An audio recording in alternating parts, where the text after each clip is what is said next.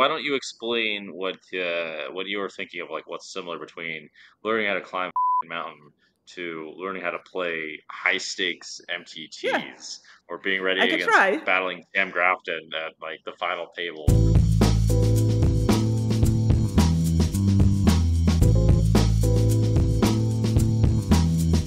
What's up, everybody? Today I've got a bit of a unique guest.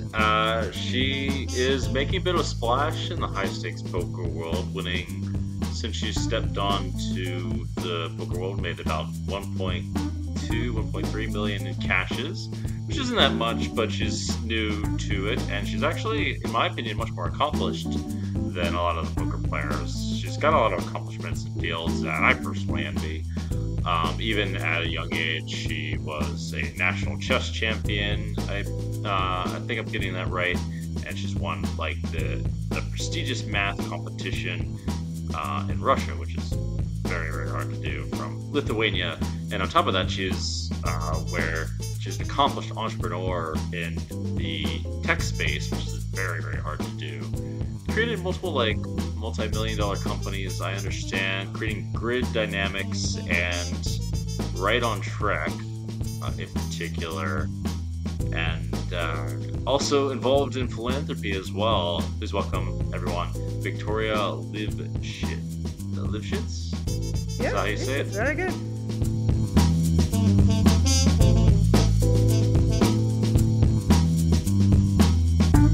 Did I get all that right? Because I know that the companies that you've made are like legit companies, which, you know, as someone who's done a little bit in business, I consider myself quite a fish, and I know like quite a little bit of what goes into that. I don't know like the full spectrum of it, but in my opinion, it's harder than winning millions at poker. That's one thing I've done, so there is that, and then. Well, it seems like you're now finding your way to succeeding in the poker world. Why don't you tell us a little bit about your story in the first place and fill in some of the gaps that I'm missing so that people can get a better idea of what you've done? Yeah, totally. I grew up in Lithuania when it was still part of Soviet Union. I played a lot of chess when I was young, and then I studied mathematics and computer science. Moved to United States when I was 20, so it's been well over 30 years by now. Continued studied mathematics and computer science. Started professional career. Well, funny enough, started my very first business, and I think I'm on a company number 12 at this point in time. So my very first one was a professional chess academy. That was like the first business that was established when moving to the U.S., and it helped make first money. Put us through college. It was me and my husband at the time. He was big time international master in chess. We met at the chess tournament, so we were kind of a chess couple at the time. And we started Chess Academy in Cleveland, Ohio, of all places. Is kind of where we settled in. And it was my first taste of entrepreneurship, I guess, and it was very helpful to get acclimated to the country, learn the language, and make enough money to get ourselves through school. But then I had a kind of a classic Silicon Valley career, or technology career. I actually didn't start in Silicon Valley. I started in Detroit working for Ford Labs. And I was working on, early generation supercomputers, writing algorithms to try to, move product development of cars into the digital space. I was always interested in new tech. I wrote my very first neural network by hand and trained it to solve some problems of computational geometry that we were dealing with back in 1995.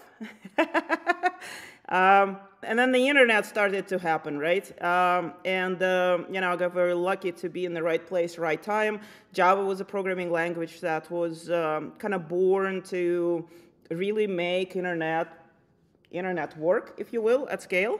And Sun Microsystems was a company who created Java, and I started working with technology right away, and then Sun hired me to be the first Java architect and basically drive some of the largest first, second generation internet implementations. So this is what I did. I joined Sun and I spent 10 years there building some of the biggest internet infrastructures for companies like Ford, GM, Wall Street, first generation online trading systems, just a lot of kind of a big tech of that time.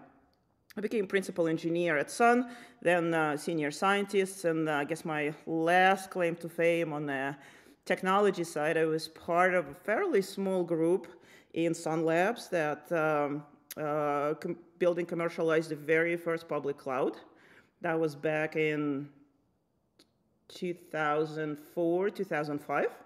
So I kind of became convinced that that's the next big thing in tech. And 2006, I quit Sun and I started my company, Grid Dynamics, and it became probably the first cloud design company. The anecdote that I tell people is that if I started 30 days later, I probably would have called it Cloud Dynamics, but the word cloud got coined 30 days later. So we call these things grid technologies. So Grid Dynamics it is, and it became pioneer in cloud computing. And many years later, in I think it was 2020, it went public. And at that point in time, I retired from pure tech. But that's kind of the mainstream and entrepreneurial part. Somewhere towards the end of that part of my life, I got very burned out in tech world. For something like 6 years, I slept 3.5 hours a day, like sustainable. Really? Just 3.5 hours, like every day for 5.5 years, I think, if I'm correct. I ran global company. I had 3 kids. We always survived from one crisis to another. I was just burning the candle from both ends.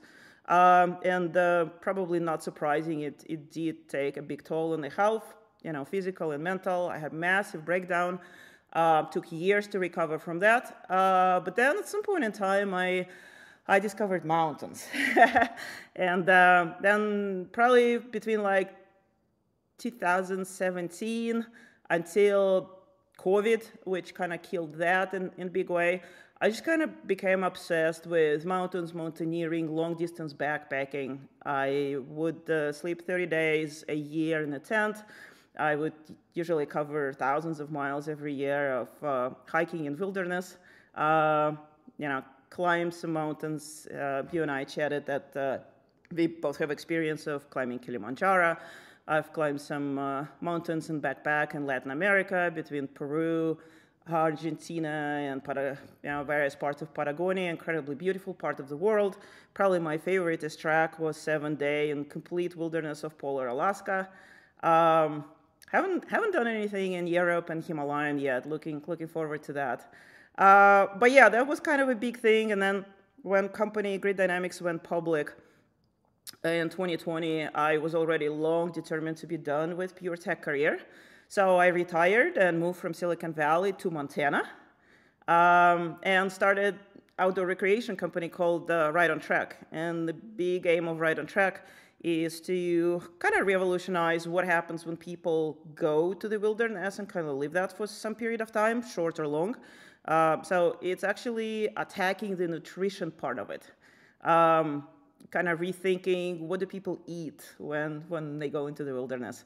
So we have a product line of food, which is delicious, kind of a restaurant quality, things that are super light and very space efficient, and you could have great meals basically in the backcountry using like a backcountry stove that you would normally have with you. And it's been taking off. It's very exciting to see what happens with that company. But then during COVID, I couldn't hike, I couldn't backpack. Like all of us, life have changed dramatically. And I needed to do something else, and I sort of discovered the world of high-stakes poker, and not in a direct way. I didn't play, but I became obsessed with watching final tables of big tournament events, and became my guilty pleasure. I just kind of binge watched every final table I could find in a public domain. I didn't know what was going on, but it was something very, very fascinating about this for me. And so post-COVID, which was the late 2021, 2 years now back or something, I've decided to try for myself. I flew to Vegas. I took like 10 days off, and World Series of Poker was starting. And I thought, I just want to try, see what happens. And I fly to Vegas. And I look at the VSOP schedule, and the very first tournament starting next day was the 25K High Roller Blazeford event. And I'm like, well, 25K is, it's money, obviously. But it's like, I don't know anybody here. I have no chance of getting to know any of the poker pros that I got fascinated with. And I thought, if I pay 25K and I get a seat, then I will meet them over the felt. And I don't know what will happen, but maybe something magical will happen. And something magical did happen. I played that event, and I got absolutely hooked on poker. That. Yeah, and I know you ended up meeting LuckyChewy specifically. Well, at some point you did anyway.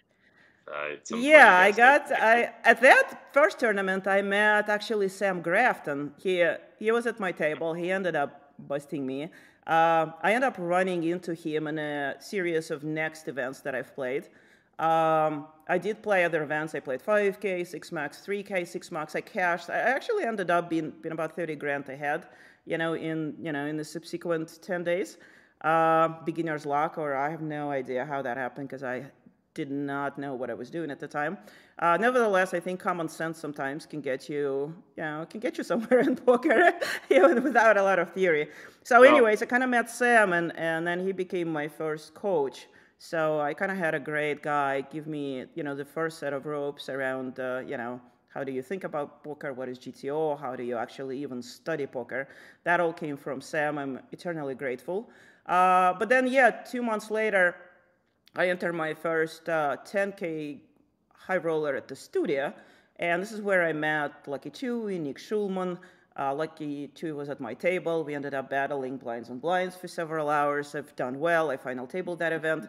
I think, whenever a new person shows up in the high roller events, this small field events, and people get intrigued, especially when, I don't know, grandma from Montana Not so all of a many. sudden.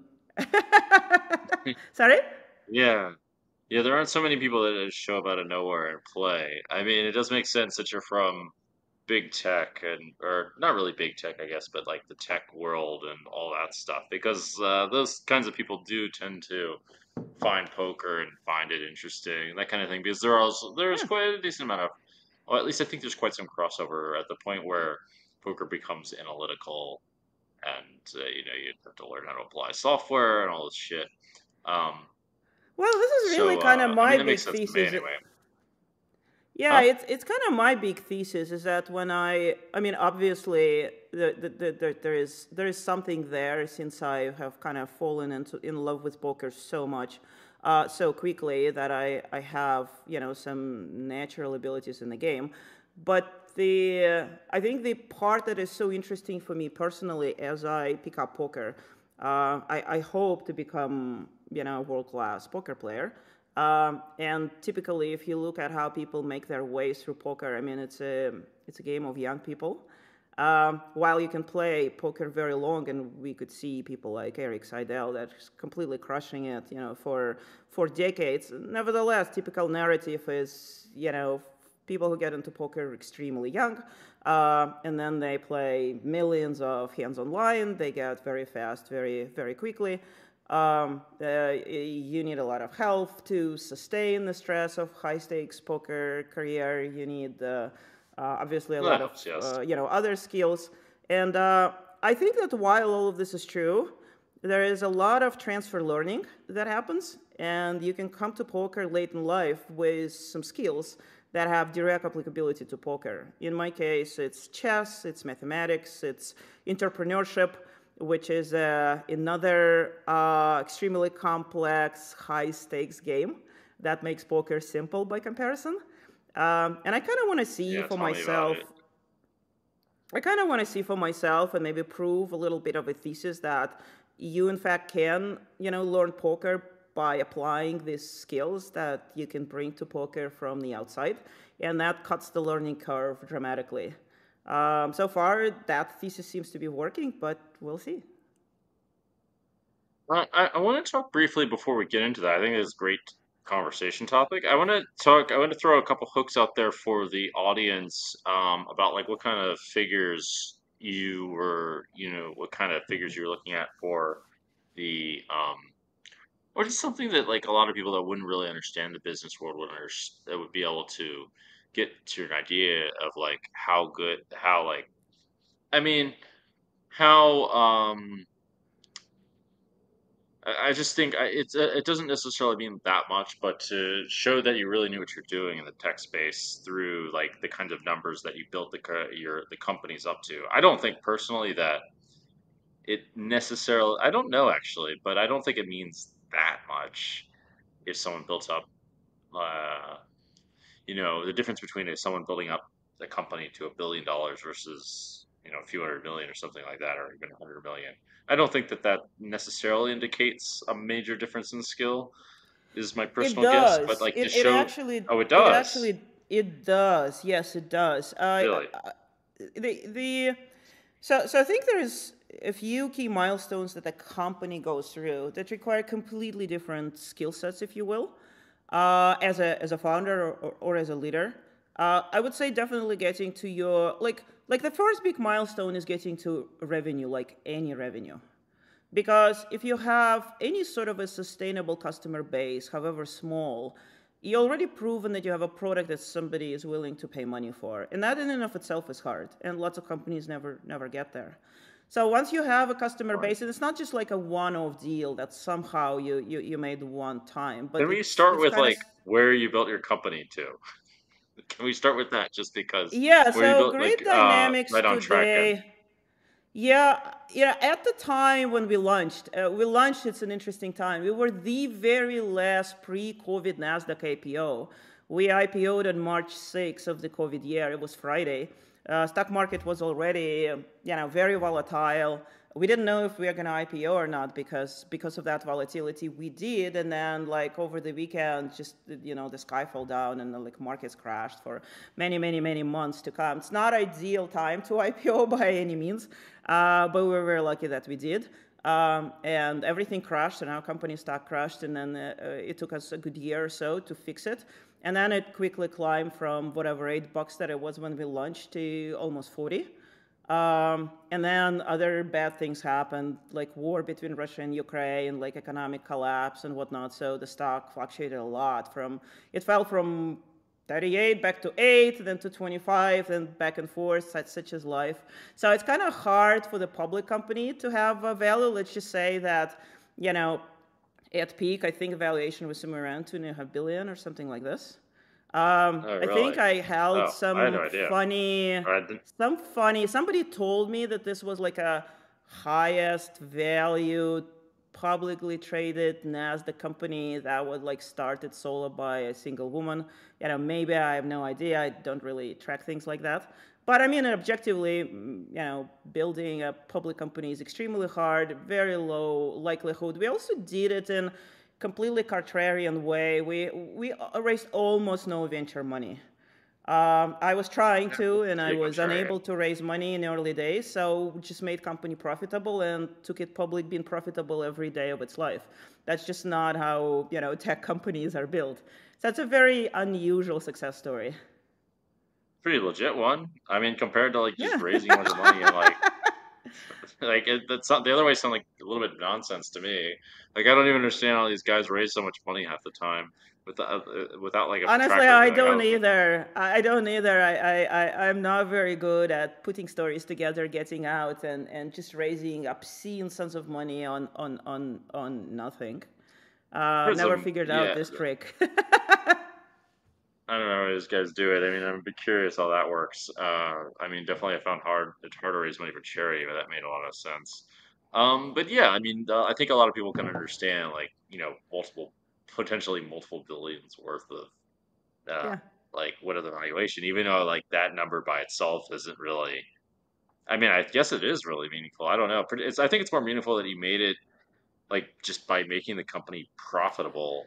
So it's like now like got some like I think that matters a lot more than a lot of these other companies where I mean, the one that comes to mind is this company that was all the hype for the longest time, and it was the stupidest thing ever. What was it called? Like We Live or We We Work or work, something? we work. Yeah, Yeah. yeah, yeah. I read the story of that. It sounds so Well, stupid. the kind of the big business, the big VC industry, it operates around the concept that you really want to build massive market share. You want to build massive, monopoly if you can, but something that just captures huge, unexplored part of market. If you look at something like Facebook, right? It had billion subscribers, billion users before it made $1 of profit. And then once you have that kind of a base, then you can go start monetizing everything, right?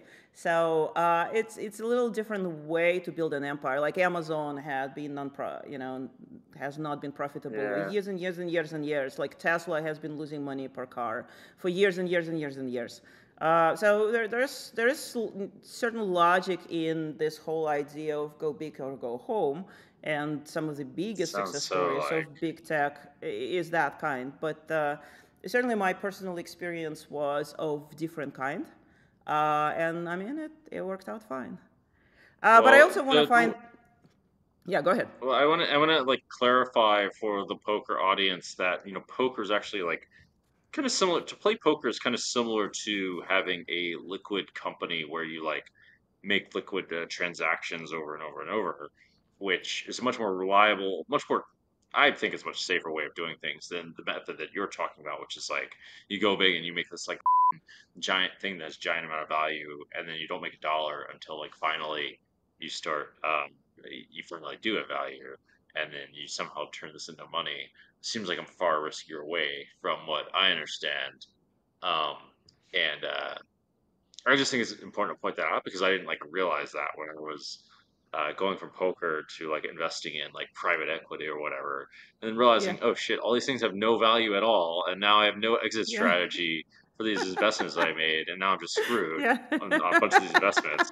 And like, oh yeah, poker was actually kind of nice because just immediately get your money back, and like no one ever really thinks about that or explains that, and you have to like go the backwards way of realizing that. But yeah, that's one thing about poker is it's actually if you like you kind of like starting your own business in poker, and it's just a really simple business, and just no one ever really thinks of it that way. But Well, it I can think about be it this way. I definitely think that way about my own, path in poker. That I I kind of set up these goals, and I think it's important, whatever it is that you pursue, entrepreneurship, poker, any other career, to ideally have some clarity of mission and purpose. What it is that you're trying to achieve, what does success look like, even if it's super audacious and kind of epic and wild. You are allowed to dream big, but then you need to execute. So you have to map a really big goal or a dream to set of executable baby steps. And the trick is kind of marry surviving day to day to day to day and having staying power long enough to actually reach your dream, with also not getting bogged down by minutial survival to such an extent that at some point in time just give up on a dream, and kind of being caught between those two things, being pragmatism of making it forward, and the idealism of attempting to reach for the stars. That's kind of where magic happens. you're right. That's definitely I can relate to that and making lots of mistakes as we know. Um, definitely on my personal route to entrepreneurship. But I would like to hear more about your story, as would everyone else. I mean, you told me some crazy stories of how you got like massively screwed over by your business partners. I forget the exact story, but it was I believe it was about grid dynamics, especially right. You were like involved with the like a partner, and they were kind of incompetent, and then somehow they like screwed you over and like got like what was it, like the Russian government involved. Like what was the story again? Well, Tell I me don't tell know me if the I story. really want to. I don't know if I really want to tell all the stories, especially on the air. And they were wild. I definitely, maybe I'm a magnet for wild shit. I definitely had an unfair share, or so it seems. Although maybe if somebody is in business long enough, then everybody has wild stories like this. But yeah, the gist of that, one of the completely wild stories, is that I was building Grid Dynamics. I had a business partner that I was doing business with. Don't think I want to mention names. Anyways, that person was somebody that I looked up in early, part of my entrepreneurial venture. He's been experienced. He's been around for a long time. He was perceived as a successful entrepreneur. He was a couple of years older than me, similar background. And so, he became my mentor. I put him on the board of directors. He had a company of his own. I started using services of his company. I was growing very fast. Grid Dynamics was first years. We were like doubling every 6 months. We just hit the market at just the right time. The demand for expertise around cloud technologies was just completely insatiable. I was tiny. We were a tiny company, and my clients were like Microsoft, Google, Yahoo. We were helping them, eBay, Wall Street. We were helping them build their own cloud infrastructures, which was super cool. From like just technologists doing this stuff. I was like kid in a candy store, and we were growing very rapidly. And so then a couple of years later, we were facing the first big test, which was the financial crisis of 2008, 2009, if you remember. There was kind of a big global, collapse of Wall Street.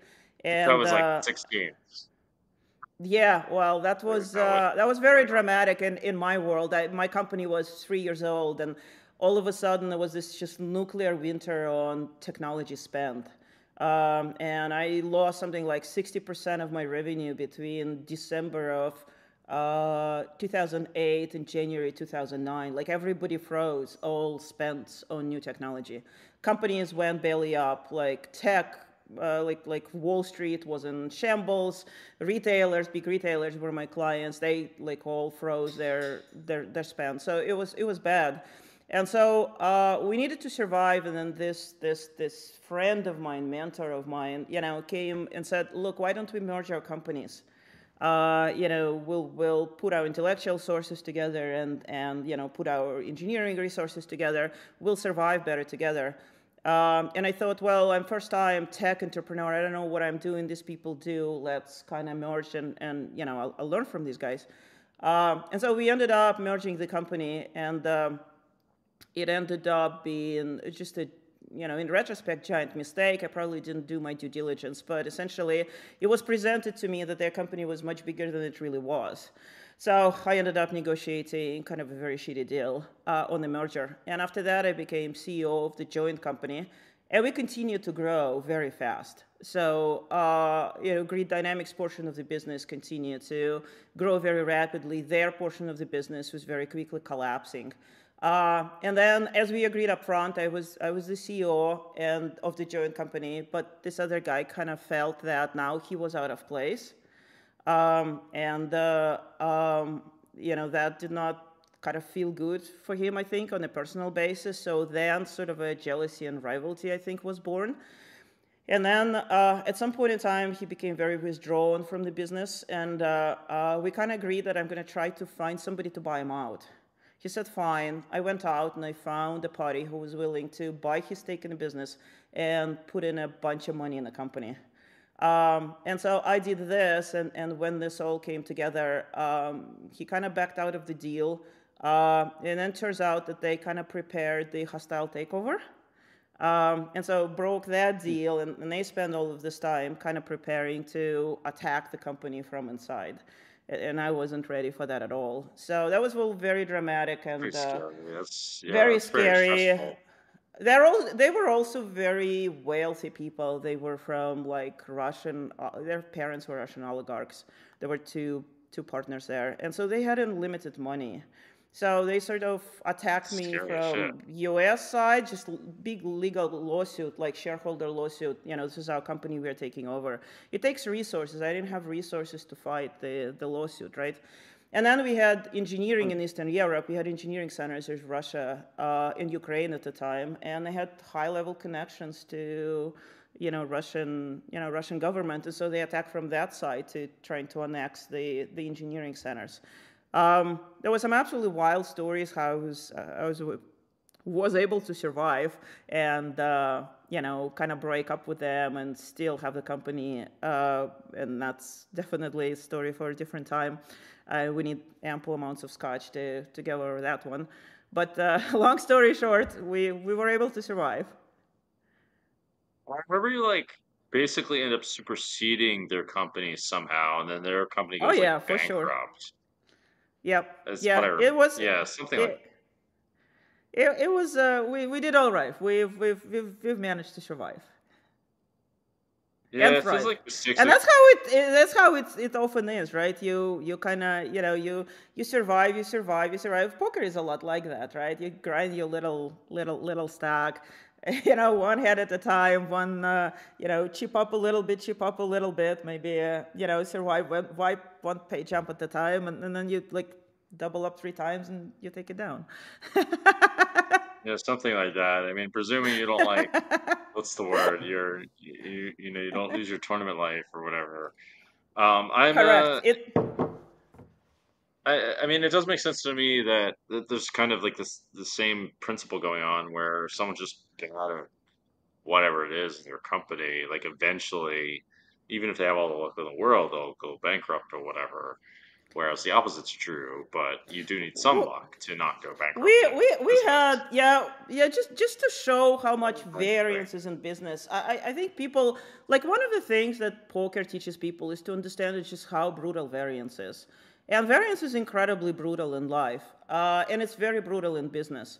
And we know in poker that something that is 4% happens 30% of the time. I don't know how that happens, but it does.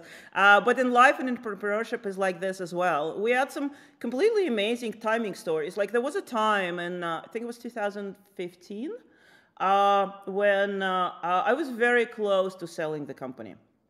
So we have an acquirer from England that was interested in acquiring us. And it was a good time, good deal. And the leadership, the 2 owners of the company, flew to Silicon Valley. They flew on a Wednesday, and we had a really nice all-day meetings. And then on Thursday, we sat down and did the business negotiations. And then we were supposed to meet Friday morning to go and literally sign the term sheet. And what does happen Thursday night? Thursday night, the Malaysian airline plane gets gone down by Russian forces on the border with Ukraine, as you remember. So that happens Thursday night, right? And the first kind of a war between Russia and Ukraine kind of breaks on that night. And so Friday morning, our acquirers, they don't come to the office to finish negotiations. They head for the airport to go home. Who wants to buy a company with engineering centers in Ukraine and Russia on that day? So things like that happen with just amazing frequency. Yeah, well, I mean, seems like as time goes, I mean, I had similar things in poker happen quite a bit in both crazy ways and crazy good ways and crazy bad ways, actually, a bit of both. Uh, yeah, but it makes sense that a lot of weird shit happens in business for sure when you're running a company and you're trying to scale it up or scale it down or whatever it is. And then kind of anything. Yeah, if you want another just wild anecdote, how I was able to, the first step towards reversing this attack that I had against me when this other company was trying to take over my company. They were kind of attacking me in the U.S. side through legal actions, and then the Russian side, where my engineering centers were, through relationship with the government. And I kind of needed, if I didn't neutralize the Russian angle, then I wouldn't have won the war, in any case. And I did not have any of these high-level connections, but I had some. And again, speaking of timing, I kind of figured out that I needed to somehow find my way to Russian leadership in charge of technology that was kind of misled about the situation, but I had 0 chances of getting FaceTime with these people. So as luck would have it, this was time when Arnold Schwarzenegger was the governor of California, and Russians love Schwarzenegger. He'd always been a hero figure. And so Schwarzenegger was planning a trip to Moscow. And so he went there, and all of the like business people of California and entrepreneurs, VCs, whatnot, they all came with them to visit Moscow. And I had relationships with Russian embassy to San Francisco. So I called the ambassador and said, I need to be in this reception in Moscow. He says, no problem, here's your ticket, Victoria. So I got access to essentially Schwarzenegger reception in Moscow, bought the ticket, went to Moscow because I wasn't part of the, Schwarzenegger group, if you will, but I got an invitation to this event, and I went there, and all the Russian, Russian decision makers were on the other side, and I was able to get a glass of wine with them and then start the conversation, and, after that I was able to get meetings, and after that I was able to tell my part of the story, and after that I was able to kind of get them on my side and get them off my back. Just wild stories. It sounds like a good beat, classic good beat. I'm trying to think of like equivalents in poker. I mean, the whole like full tilt actually paying back the debt that they lost was probably a really great beat. The DOJ, the Department of Justice, U.S. Department of Justice, managed to make Full Tilt pay like all the money that it owed to all the players. I don't know if you knew about this, but basically, I know a one of little the bit. I biggest. mean, I wasn't in the poker universe at the time, but obviously I heard all sorts of stories about that time. Yeah, so basically, I don't know how much of a miracle this was, but in the first place, it was kind of savage. But Full Tilt was like one of the biggest companies in poker for a long time. It turns out that Full Tilt was run terribly. I later learned, I keep hearing all these stories about how Ray Bitar was a bad CEO, blah, blah, blah, blah, blah, and like how they just didn't know what the hell they were doing, and they're riding like the poker boom or whatever. And then, Black Friday hits, and the U.S. government just like takes down all the U.S. sites and says, okay, you guys, you have Yep. to pay all the players. And sure enough, Poker Full Tilt is for some reason using player funds to fund all their bullshit, which was badly funded, or, they're using resources badly in all kinds of different ways. And so they can't pay.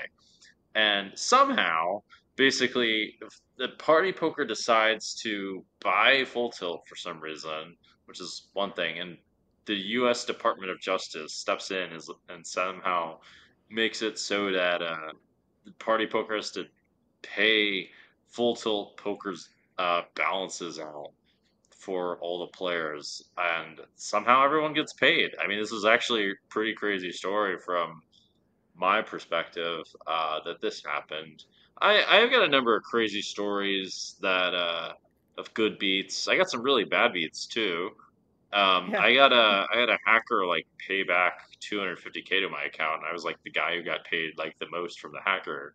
I mean, I got hacked too, so Yes. by someone, and that's a pretty bad beat in the first place. Got hacked for like at least that amount, probably more. So that kind of sucks. I And then, had similar stories. Yeah. yeah, you have similar stories of like hackers or like cheaters giving you back a Yeah. shitload of money. Really? Uh, I was What? able to recall. Well, no.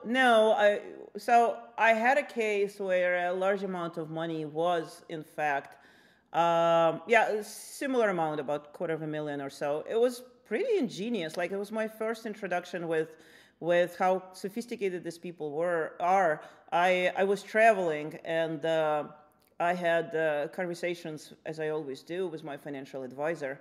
And they somehow were able to tap into the conversations. And then they were able to represent themselves as my financial advisor to me, and me to my financial advisor. Now, we're good friends, we know each other, and yet none of us spotted at the time that, it was actually a third party in the middle communicating on each other's behalf. Now, as timing would have it, I was in Europe at the time, and I was very, very, very sick. It was right after I climbed Kilimanjaro, which is like a 6-day or 7-day extremely 7 days. like exhorting exercise, right? And when I came down, I was sick coming in. I had like a stomach flu, which did not make ascent any easier. And when I came down, I got more sick than I've ever been in my life. And so I went to Europe. I had like a speaking tour planned, and instead I was just plastered down for the next 2 weeks. I could barely get up and move. And that's when it happened. So I was not my best in terms of perception, obviously, at the time. so bad beat on the timing. But essentially, yeah, I was getting communication from my advisor, and he told me he needed to move some money from one account to another for technical reasons, and I basically said, yeah, sure, do whatever you want. And signed some paper that he's allowed to do so. And essentially, there was hackers that were just moving money from my account to their account.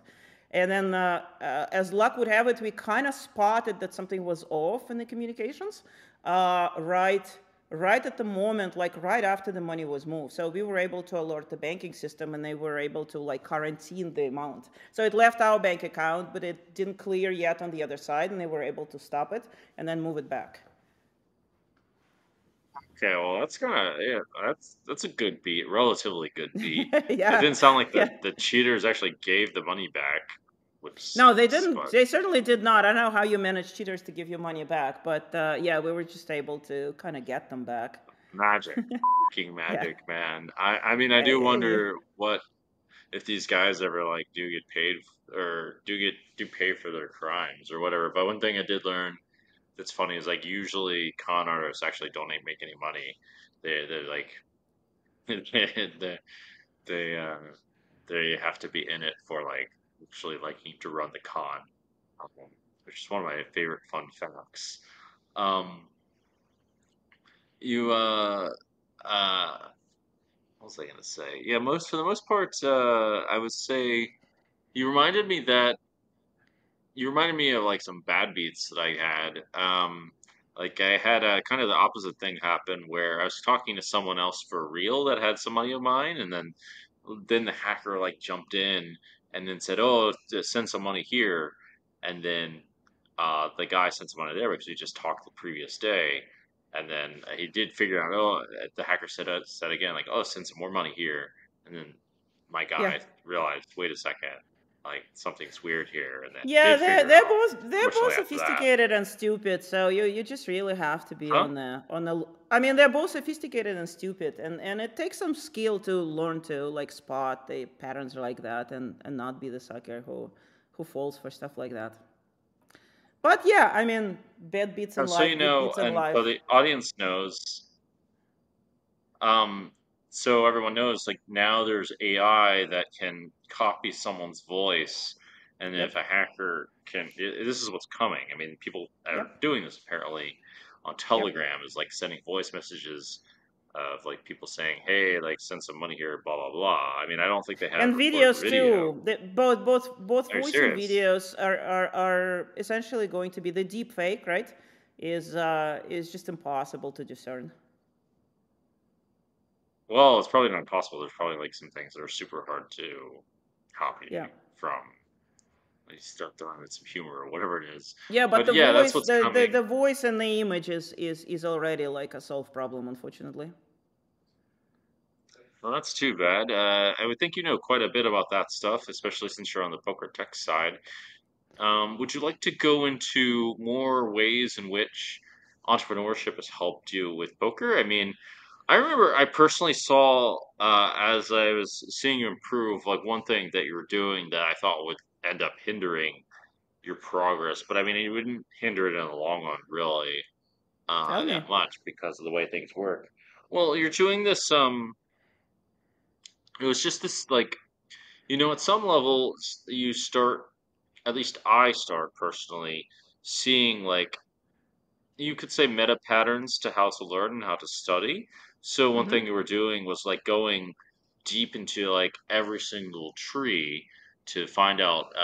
You'd go into like this deep you'd be using the software and you'd go into all like a lot of little permutations of how to play like a certain hand.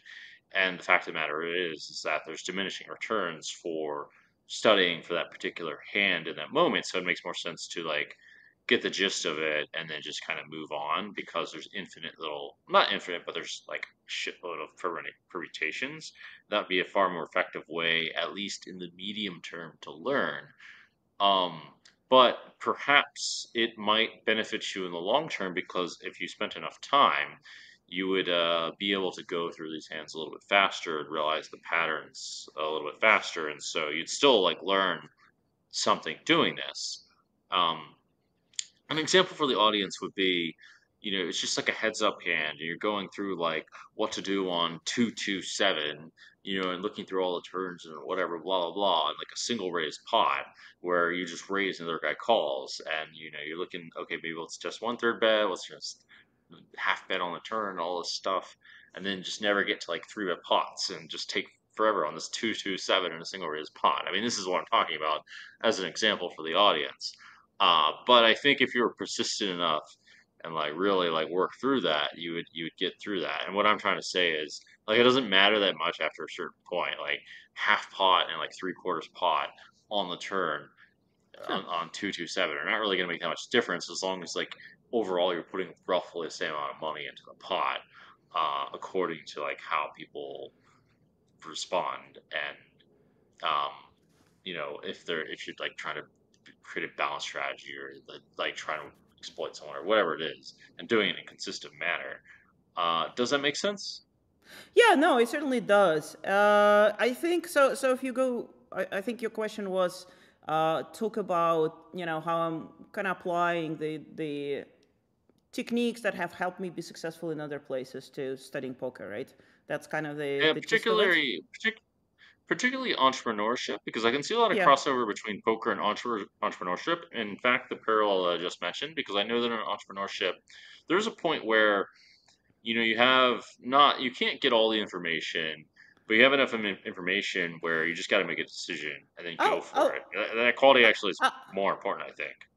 I'll maybe frame it in slightly different terms. What my career has been about is that several times over, I made a dramatic shift from one field to another, and the field was completely unfamiliar to me. I did go from like pure mathematics to software engineering side of things, and then I went from software engineering side of things to entrepreneurship, which is just a completely different. It might as well be like a Martian land, right? For the earthling, if you will. And then I got obsessed with mountains, and I all of a sudden wanted to become a competent mountaineer. Late in life, having done nothing of that sort before, which takes athleticism and Why takes not? technical skills. And so I just go, full all. How do you become competent super quickly in a field that is completely different from anything that you've done before? And then the same thing happens with poker. And what I sort of believe in or fall back on and explore deeper in my own journey through these periods of time of trying to do completely different things is that number one is I think success is a skill. And learning how to be successful in anything prepares you to have some methodologies that bodies well for you to be successful in another field. And if in fact you have proven that you could be successful in this field, and then switch and become successful in this field, then you're more likely to switch again and be successful in that field. And if you've done it 3 times, chances are really good that you'll do it well in the 4th time. So I think a lot of stuff that I bring with me isn't even entrepreneurship to poker. It's like you develop skills and frameworks for how do you actually cut through a very complex field, starting from nothing and wanting to get here. How do you traverse this complex plane, right? Which is a very like a multivariable type of thing that you need to complexity that you need to cut through. So that's like one thing that I think is going on here. So in some sense, how do I prepare myself to climb Kilimanjaro?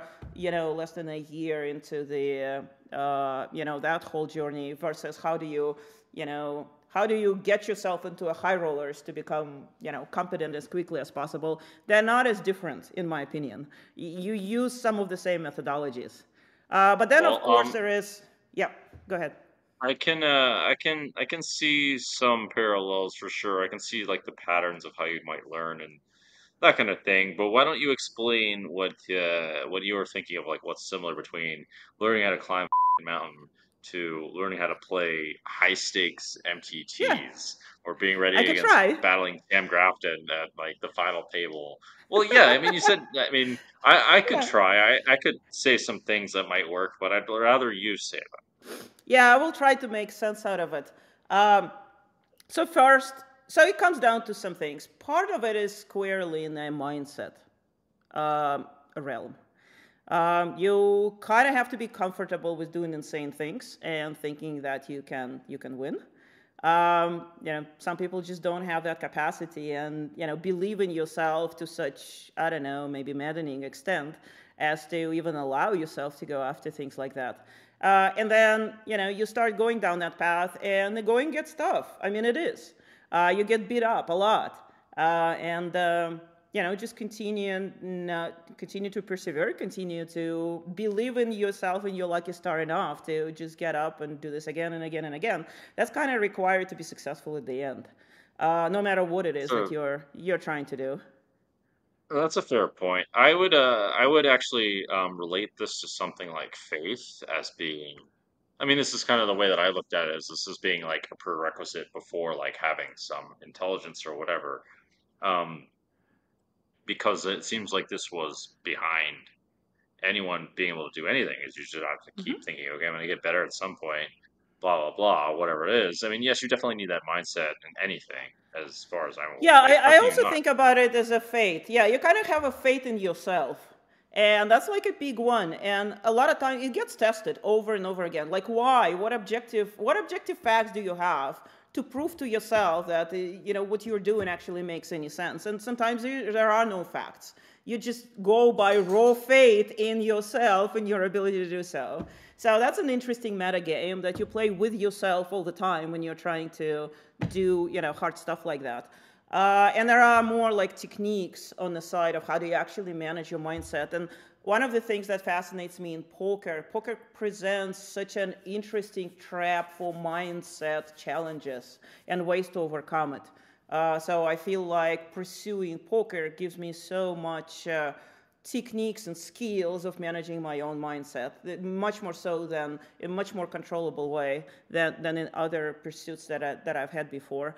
But then the second part of it, it's also kind of mindset, but it's more like maybe methods for attaining success. Part of it is just like work ethics. Like how much do you want it? How much of yourself are you gonna put into this? Now, I I think I'm born with certain genetic edge. And that genetic edge comes from the fact that I have fairly extreme ADHD, something that you and I have talked about in the past as well. And it's kind of blessing and a curse. The curse Sure. part Well, comes with everything there are is. yeah, everything is exactly. So it comes with certain deficiencies in life that is harder. Like my short-term memory is almost non-existent, and it's hard to live in the modern world without, short-term memory. I cannot remember where I put keys, to save my life or, whatever it is. But the opposite of it, people think that, okay, ADHD means you have no attention span. It's actually the opposite. One of the properties of ADHD is what's called hyperfocus, which means you can kind of be singularly focused on one thing for almost unlimited period of time. So, if it intrigues me, and a lot of things intrigue me, and if I'm like really into something, then I could be on this for 12 hours, 18 hours, 24 hours, 48 hours. This is how I, worked for years without sleep. You need actually very little sleep, and that's another thing, is that I genuinely do very well in very little sleep. So that's like competitive edge. So when you're trying to get through something, at the time, this is poker, right? So going back to studying, going back to just work ethics of it. I've been in this for 2.5 years, a little less than that. I don't think there's been many days where I didn't find at least 8 hours to either study poker, deep dive into poker, do something that is deep and hopefully perceptive with poker. And it adds up. And there are plenty of days where it's 12 hours or 18 hours. Well, Um, I'm thinking to myself, how would people watching this apply it to themselves? For that, my personal guess would be to probably try to do one thing, especially before trying to like do one simple thing and just create some wins under the belt so they get more in the habit of developing something along the lines of hyper focus that you're talking about. Because I mean, you know what I'm one talking about. parallel You of sorts. probably you probably have similar experiences. You know what a hyperfocus is, right? In the state, you basically get in a state of a complete flow, and you kind of stay in this state essentially forever. And it's a very nice thing to be able to do. Yeah, I mean, I know what you're talking about. The only thing is, like, there's people that are more likely to have this in the first place, So there's that. I mean, I do think those people are more likely to, work hard to win and pay those prices. I think it can be developed though as well. I mean, one parallel that I personally would see is, I mean, there's lots of things that I see myself doing that the more that I do, the more I just get better at them and can do them for a longer time. And I just think that just is just the way things work. And so probably when you're trying to focus, like if you want to focus more, you just keep doing the same thing over and over. Like if you want to read, and I realized at some point, okay, like if I want to, I have many handheld books that I don't actually read too much. I listen to audiobooks quite a lot, but it just occurs to me, okay, if I'm gonna like learn how to read these books like more, just like focus and read them more of the time to the point where I can barely focus anymore, and I'll get better in the. And it's the same thing with like looking at the solvers. So I think that that's something that, yeah, definitely like the way that I looked at the solvers, I could do it more over time if I just like got in there and just try to figure it out. And I presume other people can learn that also. When it comes to solver, I kind of, again, one of the repeatable techniques of how do you learn technical things. I think I try to use it in poker. There's kind of two modalities in learning. One is you want to see a lot of patterns, very quickly, because then you discern meta pattern. But at other times, when I find an interesting hand that gets me fascinated, I will go extremely deep. Because in the example of a single hand, you find ways in which lots of different ideas connect. And so it's like exercise. I think learning is training your own neural net. It's exercise in acquiring more connections, if you will, and then reinforcing these connections, right? And this is how we get stronger and better. So part of it is just discovering new ideas. But then the second, developing enough skill to then connect the ideas in the right way. So some of it is just kind of a rapid fire. I'm in the connection acquisition mode, idea acquisition mode. And then the very deep process of now I'm in an exploration mode, right? And so mix and matching these things is, I think, where a path to mastery really lies. But then there is a third dimension, which I think is, more like now tying entrepreneurship directly to poker. And there's a lot to said about this. One of them is just general risk tolerance, right? You need to be able to be, in some sense, desensitized to risk. You need to be able to put very logical spin on risk-reward in poker, whether it's chips or ICM or whatever you're doing. It's a big spot. You can't be fearful of like human part of it. You need to just reason through this logically. I think entrepreneurship definitely teaches you to that, because you play for very large stakes and there is a huge consequences of your decisions, and you just have to reason through this. But then there is part that is maybe my favorite, and that's life reads. And just the fact that it's a game with humans, and big part of poker is trying to really understand, who you're playing with and what are the emotions that are driving people in the hand with you. I think naturally have ability to read people. And I'm working to hone those skills, in poker specifically as my mastery increases. And Magic is really marrying the two, marrying theoretical and exploitive part. So the things that I've definitely honed in over years in business is being able to sense people, reaction, emotions, fears, through very small, window of observable things. Like if you're in the negotiations in the room, you need to know who wants to be there and who doesn't. Where's the balance of powers?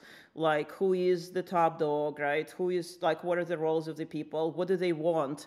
What does a win-win looks like? And when you're managing lots and lots of people, you need to, various aspects of leadership all come down to be able to read people. And then you want to inspire them, right, as a leader. And different things work differently for different people. So one especially interesting aspect is that a lot of my companies that I ran, they're remote, and everybody is remote. So I run companies essentially through, text. A lot of running and communicating happens through text media, through like Discord or Skype, or in the early days, or Slack or something like this. where you only get to text to people, but you still need to read what's behind. You read emotions, you read warning signs. And I think that helps me a lot. Like oftentimes playing online, I could pick up a lot of reads from people just by minute differences in their timing or bet sizing or something. And I think that comes from also just a lot of experience and inferring a lot of information from very little data points, if you will, just spotting differences between baseline behavior versus this particular behavior. Yeah, I could see that. I see that a lot. I actually see that a lot more in like real life and like the way people talk and stuff than in actual poker. Yeah. I can kind of tell when I mean, I slowly develop it over time, and I can kind of tell when someone's like annoyed or interpreting Yeah. something in the wrong way. Like, it also is just dealing with like women and stuff like that, and the way they communicate. It like slowly learn over time. I don't think I'm an expert really, but I find that whatever I'm feeling in those moments more retroactively to be a lot more accurate than I think poker can be a little subtle, or I don't know. Like I don't pick up. I've noticed some like psychological patterns as I play poker, but they don't always apply, especially if people are like really committed to playing GTO. And I can see there being, uh, especially in like live poker, a bit more of those kinds of things that you're talking about. Like maybe there's some stuff that I'm not even getting. Well, Where maybe I they think just there's over a like these like, I huh? think there is a lot of information that gets transferred through energy, and I don't understand this entirely yet. But it's one of the other things that I'm trying to understand through my poker path. Like, there is, I think, just like a very very recent example. I made a final table just last week or a week before in one of the 10Ks. And we're sitting, I think it was six-handed or seven-handed, and we're very close to each other. And so the big stack is directly on my right, and I'm the shortest stack at the table. Big stack is super active, and so opening every hand. I am looking for opportunity to rejam over, right? And we come to the point where I have essentially a really good rejammable hand. And predictably, the stack opens up, it gets to me. Objectively from GTO perspective, it's kind of a no-brainer rejam. But we're sitting next to each other. Our elbows are almost literally touching. And there is something about that particular open that just translated an extreme strength to me. So I fold my rejammable hand. Later I review it on the stream. He had ace queen suited, right? This was one hand that he had an absolute monster. And I could completely sense it just by the, by the way the chips were moved, because there was such a close proximity. And you could actually, I think you could sense a lot of energy fields of people that you're playing with. And it's not an accident. There were times where, extremely loose and very technical players would like make RFI and, and I had ace king and I would, just flatten and fold straight on the flop because I thought it just was a very unusual energy field, and it turns out that the person had kings in his hand. And it happens all the time. So I think there's just enormous amount of energy field information get passed, even by the high rollers in like a very technical GTO type battles. Sure. I could see that. A couple thoughts on that. So my first thought is, if someone is very disciplined, they could still control it if they're constantly watching like the way they do things or whatever. They could probably still control it, as my personal guess. Secondly, I've noticed this at least with myself and other sorts of situations, is that people's like idea of like what is people's like I guess you could say energy, whether it be being strong or weak or whatever, can depend on things that aren't like purely related to the strength of the hand, such as like the certainty of the bluff, for example, or the certainty of whatever the feeling in the moment. So that can happen sometimes also. So there's probably some For variance sure. to it. In addition, it can be the uncertainty of a value bet. That could be a thing as well. So maybe you could say there's like a raise opportunity. I mean, but that being said, you can't. It's really hard to tell if they're going to call or fold, even if they're weak. So I think this stuff, there's something there. I just think it's like not super easy to master for reasons such as this. On top of like I mean, yeah, I mean, it could have something to do with just whatever happened right before these Yeah, hands and that kind of and stuff. none of it is precise, but it's a game with incomplete information where any information gives you edge. So if you can, Sure. layer these things, it just increases your certainty and increases, your edge a little bit, and that matters a lot. Sure, sure. Yeah, that's true. I think it's just one of these things that, well, I don't know. I mean, maybe people can be really good at it. I've seen some people be kind of reliable with it. I've never seen, to be honest, I've never seen anyone like really, really crush doing this and only this, or Yeah, I mostly this, I agree. should say. That probably is now. Well, I don't know, Helmuth and White Magic or something. But in any case, I'm not. I, I'm not. I'm not. No, no. anyways, we don't have to go there. Yeah, all I'm saying is that from just like purely pragmatic standpoint, the parts of kind of a poker journey into mastery, a lot of it is theory, a lot of it is mindset, and a lot of it is life reads, and that's like somehow the mix between those three is very fascinating. Say, I still like. I've seen like all these like allegedly great live readers play, and maybe it works really well against like certain people. I could see certain people being like really consistent, but like maybe it depends especially on like the consistency of like whether they're strong or weak or whatever. That will depend a lot on how they view Well, I things. imagine you're pretty good I've at seen with this, right? Like, yeah, I imagine you must be pretty good at this I'm yourself. pretty probably good at being defensive about it because I do some really strange things that most people can't do, such as I can be really like we were talking about. I can be really strong when I'm bluffing. I can also just like with my own energy kind of a lot and like inject noise, and I do lots of these things as defense that kind of a lot of this stuff up. And I like sometimes I like figure out if people think this a certain way or whatever it is. Like tell me some one example, but I owned myself in a particular hand.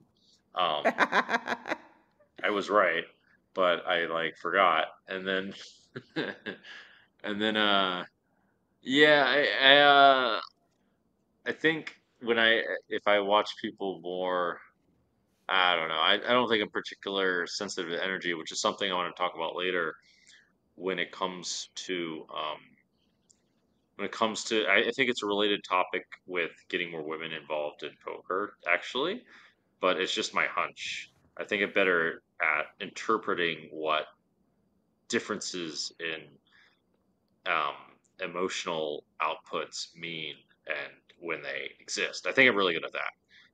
Interpreting them, I think, is something I'm really good at putting words behind them, whereas I don't think many people are good at that.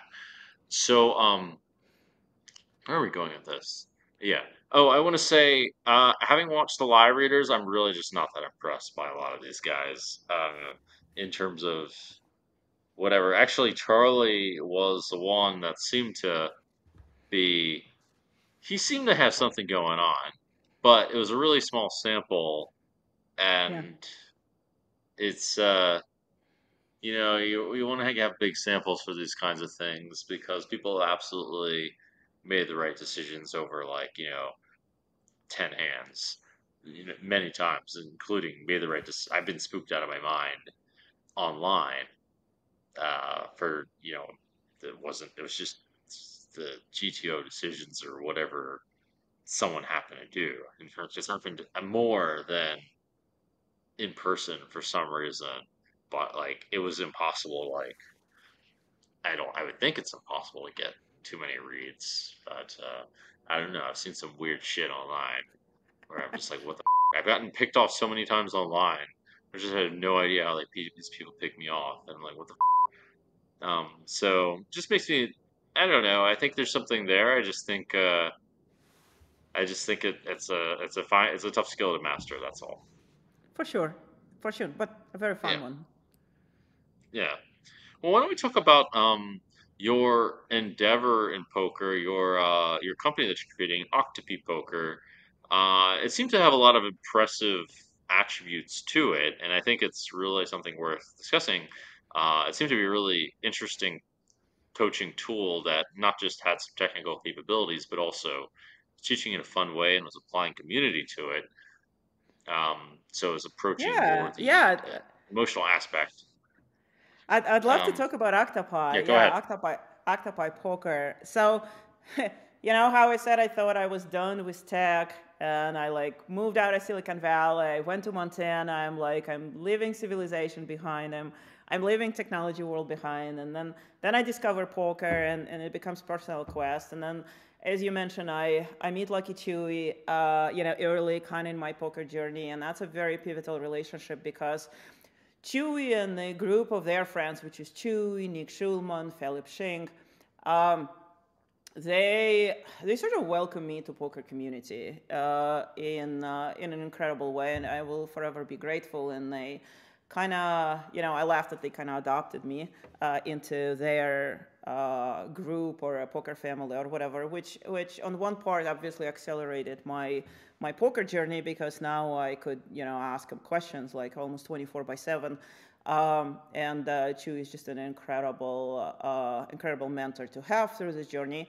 But, not long into that, it was something like May of 2022, so I'm maybe 6 months into this. And we were all in Florida for WPT, and Chewy just won $50K. Spirits were high, and, after dinner, we just spent all night talking about stuff, and they were trying to advise me on my poker journey and tell me about tools and tell me about solvers. And by then I had like 6 months of experience of trying to like master poker tech. And I got nothing but aversion because I thought poker tools were just all terrible, just absolutely terrible. Paya, as powerful as it is as an engine, is I think horrendous in terms of having user interface, and especially for people who are just kind of coming into the game. It's incredibly unintuitive. It's incredibly, yes, it's very cluttered as far as interface goes. It's very difficult to just grasp kind of what's going on. And I'm not a naive user of technology, right? But it wasn't even that it wasn't unpenetratable from the complexity standpoint, is that I didn't want to penetrate this because it's just an ugly tech. And not to like shit on Paya specifically, but it was one of the tools which is like, I don't want to put energy to master it because I think it's badly done product from the user interface standpoint. And then you need to do something like, I don't know, my most hated poker software is probably Poker Tracker 4, because you need to store your hand somewhere and make sense of them. But like this thing is written 30 years ago.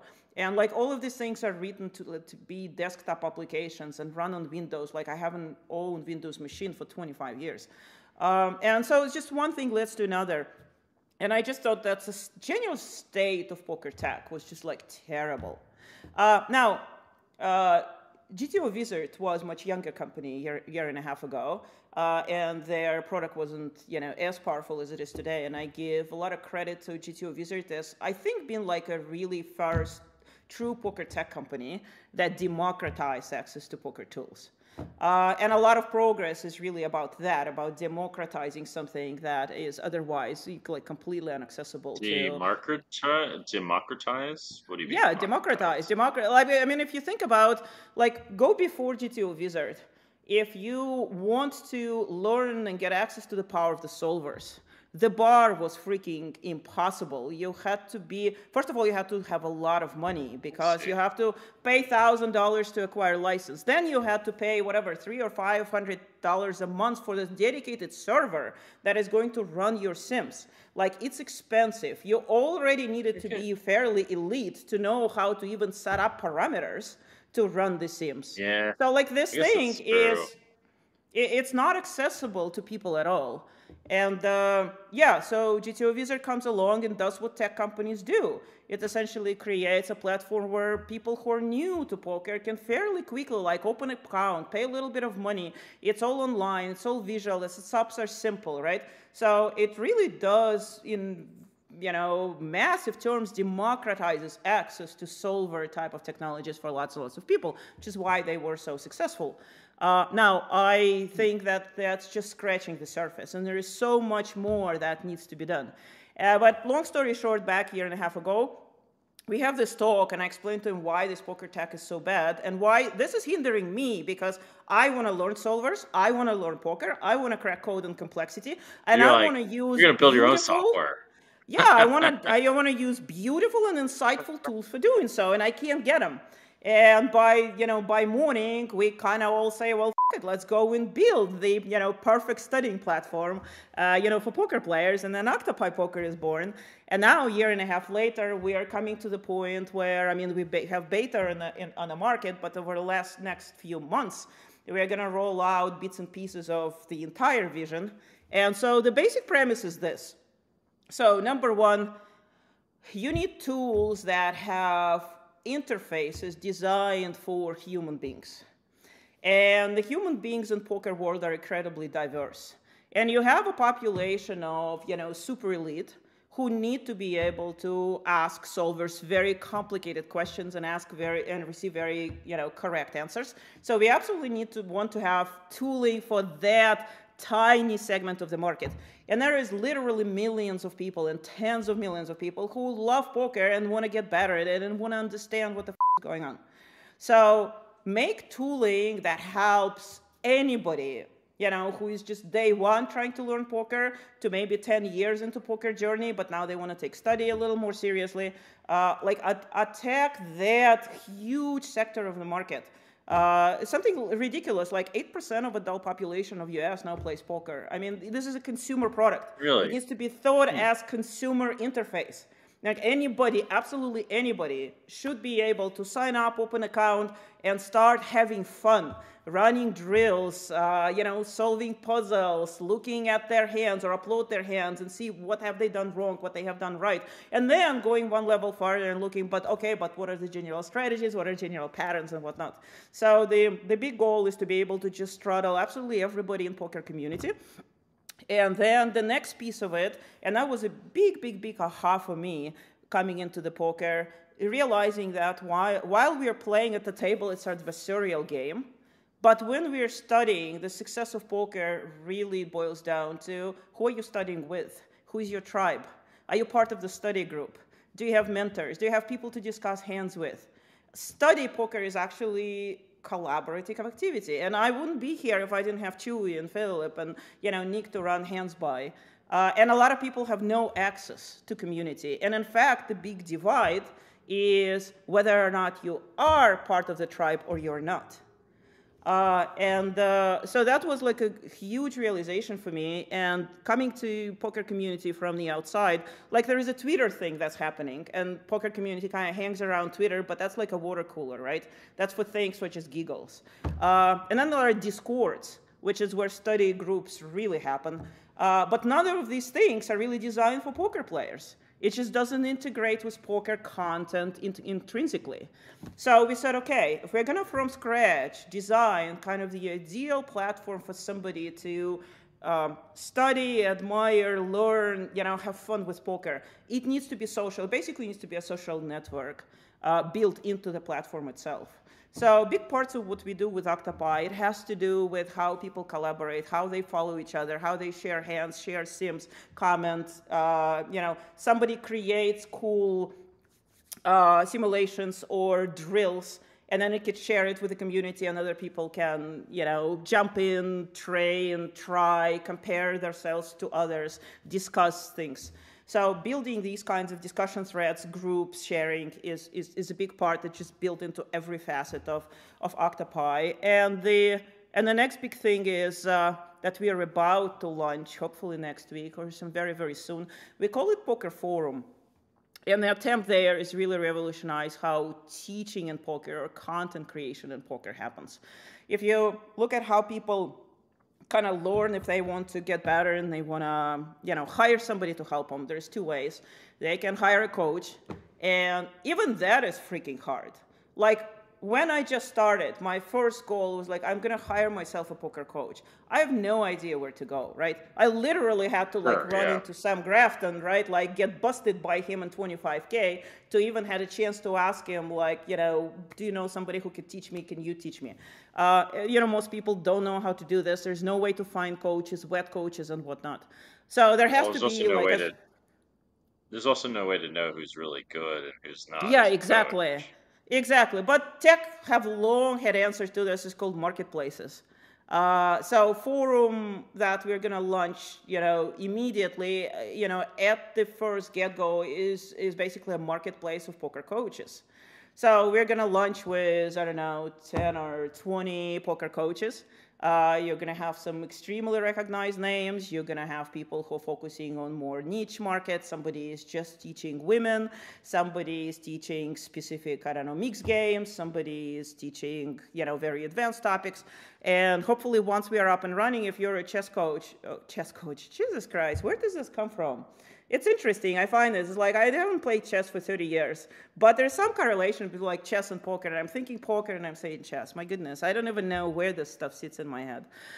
Anyways, if you're a poker coach, then I think there's absolutely no reason for you not to list your services on a forum. And this is how community kind of finds each other. And over time, through the mechanisms of reviews and ratings and direct user input, just like it is in any exchange like Amazon, right? The system is self-organizing.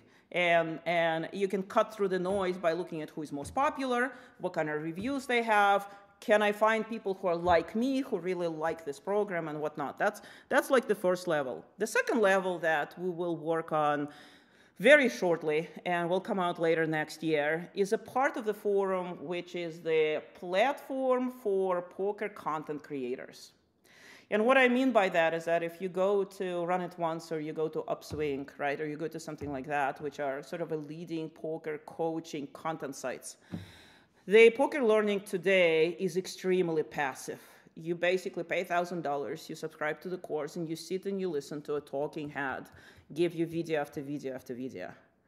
That is not how learning should be happening. As a matter of fact, that's not how learning happens anywhere else. You need active participation. If you're taking the course on whatever, single race pots, and somebody is teaching you how to play, big blind versus button net, whatever, 40 big blinds, and they're giving you the talking head and they're showing you solver output, it's boring, it's impossible to see through, nothing gets retained. We're envisioning a much more interactive environment. If you're a coach who wants to record the course, we're going to give you basically this immersive sort of a poker creator studio, if you will, where you can point and click and create outline of the course, and then you can still record videos, but then you can drag and drop, pre-flop ranges, post-flop solutions, 3 clicks and create a drill for this particular space and set up a board. Let's say you want people to, you're giving a lecture on how to play mono boards in single race spots. Well, you can create a drill with 10 or 15 or 30, boards that are mono boards of specific type. And then you just click button, you attach the drill to your lecture. So now you're a student, you're signing up for this content, and it's also a multifaceted experience. Here is somebody talking and show you solver output. Here is a link, you click on it, you bring the solver right on your desktop, you bring the pre-flop ranges, you start interacting with them as you're listening. You come to the end of the chapter and here is the drill, and you click the button, and now you could practice 20, 30, 50, mono boards that, the coach had put together. You could see your score. You could see how you did versus other people. Gamify the hell out of this. And eventually, we think it's going to be the way that everybody, honestly, will want to both create content and consume content. And then we could do really cool things. Because if we collectively as an industry have lots and lots of courses that teach people lots of different skills. Now we could do this. You have a part of your, Octopi studio where you hold your own hands, right? And we have results of your hands, your drills, spots that you look at. We can spot your leaks. And we can actually tell you, in order to close these leaks, these are the 3 courses or 3 videos that you could take that teach people specifically how to deal with it. So start connecting the dots more and more, if that makes sense. It makes a lot of sense, actually. You're like, I'm tempted to see how it works. You're actually solving problems I was thinking to solve, which is fine. I mean, you're headed, it's impossible to solve all the problems you think to solve. Anyway. For sure. Someone has to do it. I am tempted actually to see how it works, to show how it works, even on the podcast. We can't really do it right now, I don't think, but that would have been a good idea because not right now. But let's do this in 3 months. We can come back and we could actually interactively show how some of this stuff works. Sure. I mean, some of the things you're saying, like it's not that hard to like play with a solver and like create some kind of game, like just from messing around. You could just say, "Oh, what happens, guys, if we start node locking? Like the three bets to 100% three bet all Broadway hands or whatever it is, and see how the counter is, something like that, and like, ask some questions." I mean, that would actually no one does that anymore, so that was not really a great one, but it would have some interesting effects. But like Sure. you could, I guess you could make some kind of program to put that into a quiz or like something. Yeah, we're I'm gonna just make curious it to see how this trivial. would actually work. Yeah, you'll see. Just wait like a month or two. As we roll out the trainer, it gives you a great degree of control of like how do you want to instrument your boards. Do you want to practice as like by turn double flush draw, highly connected, paired boards or something like that. And so you can get pretty granular. But again, my point here is that as a student, you actually sort of the unknown is huge. You don't even know what you need to study. You don't know how to set your study program, but there are people who do.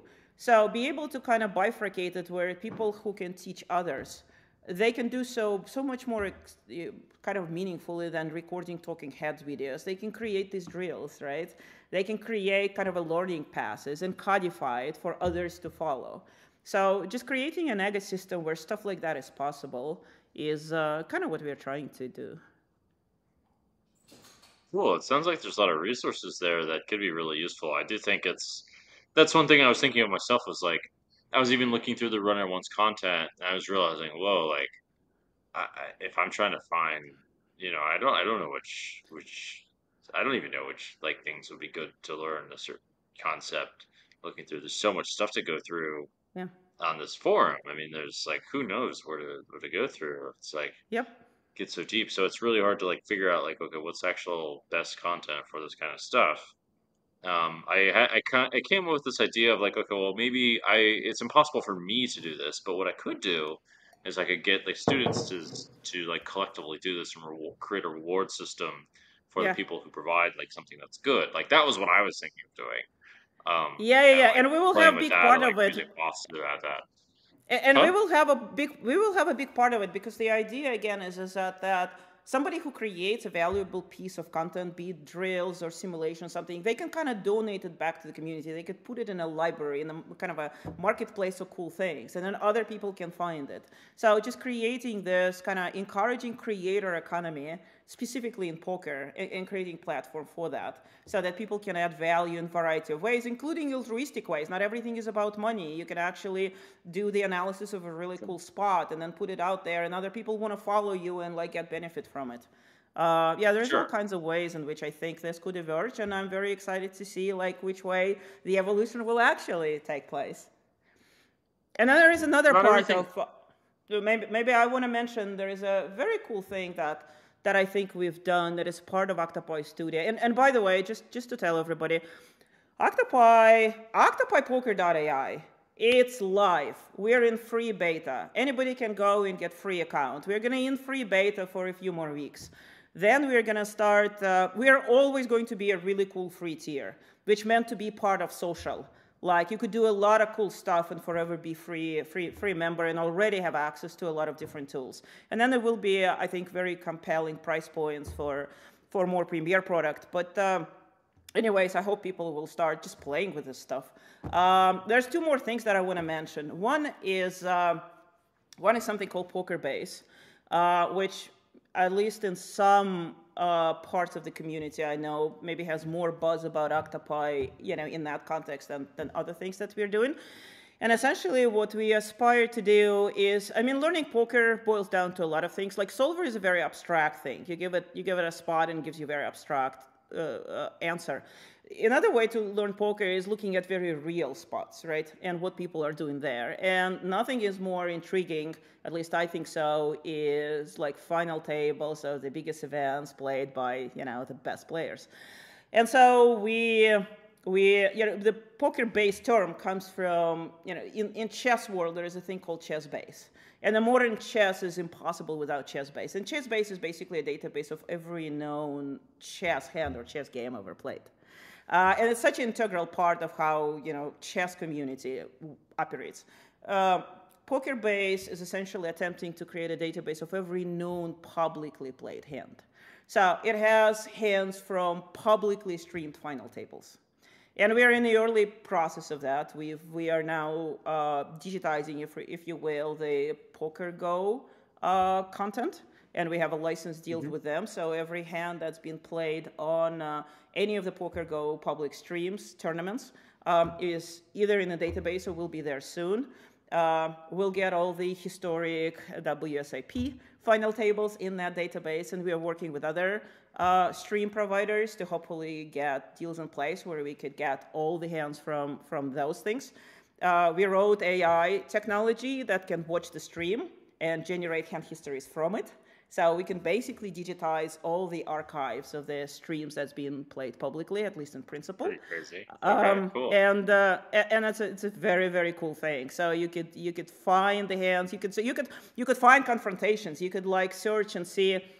Show me all hands that Nick Petrangelo played against, Federer Halls, for example, or Stevie Chadwick. And, there was like 57 hands, of which like this guy won so much, this guy won so much. We keep track of like ICM dollar value too. So you could say like, what's the biggest pot in ICM value that anybody have ever won? At least as far as database goes. And over time, we hope to put a lot of like fun statistics talking about like gamifying everything.